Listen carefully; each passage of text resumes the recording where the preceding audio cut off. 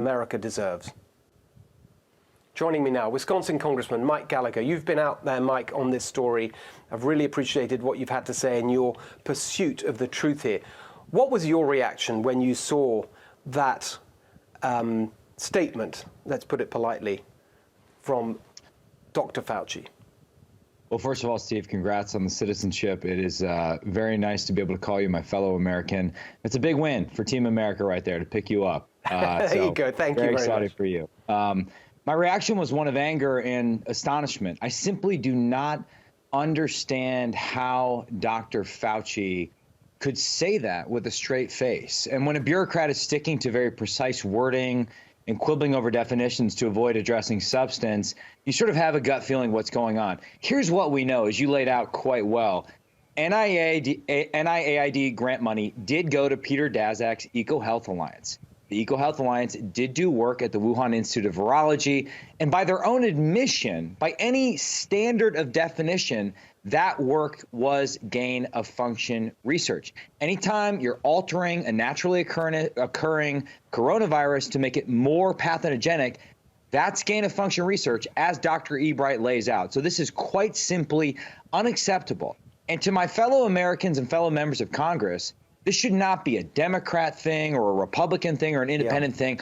All Americans should want to get to the bottom of this, because all of our lives have been completely upended by this coronavirus. And we know that the Chinese Communist Party has been covering this up and obfuscating from the very first moment of the outbreak. So let's get to the bottom of it. Fauci needs to be made to answer these questions in a serious manner. Daszak needs to be made questions. Why has he not been brought before Congress? And finally, the oversight board, the P3CO oversight board that actually did not scrutinize the latest grant, they must be made to answer serious questions. Getting to the bottom of this is absolutely essential. If for no other reason, then this must never happen again.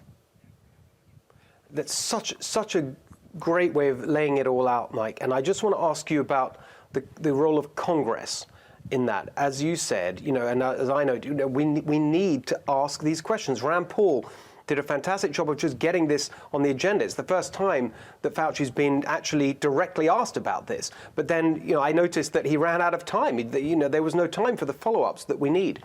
And as you said, there's others of whom we need to ask questions. What can you do currently in the minority to force that kind of questioning of Dr. Fauci? Is this something that's going to have to wait until the Republican Party retakes Congress, perhaps in the midterms?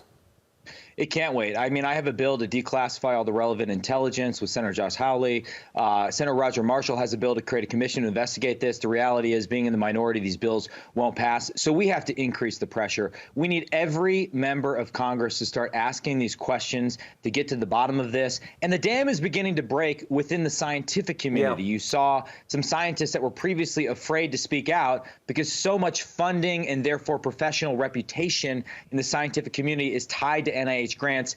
Now the dam is starting to break. I think we have a window of opportunity here to continue to ask these hard questions, increase the pressure, because we can't wait 2 years until Republicans take back the House, and hopefully we simply can't wait. We need to get to the bottom of this, because some people are proposing increasing funding for gain-of-function research right now, which would satisfy the literal definition of insanity if indeed we go down that route.